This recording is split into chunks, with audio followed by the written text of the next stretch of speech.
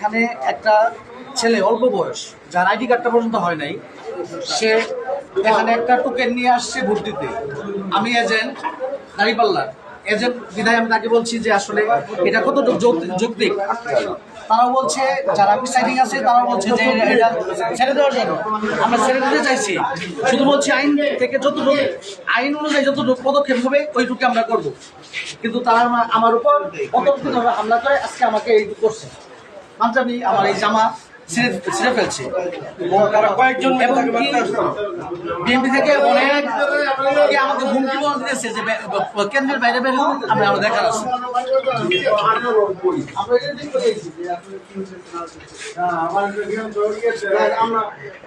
সম্মানিত দেশবাসী, আসলে নির্বাচন কতটুকু গ্রহণযোগ্য হচ্ছে এটা আপনারা দেখতেছেন। আমরা তীব্র নিন্দা জানাই, এই ধরনের নির্বাচন আমরা আশা করি নাই। এই ভোট আসলে কতটুকু গ্রহণযোগ্য হবে সেটা জাতি বিবেচনা করবে।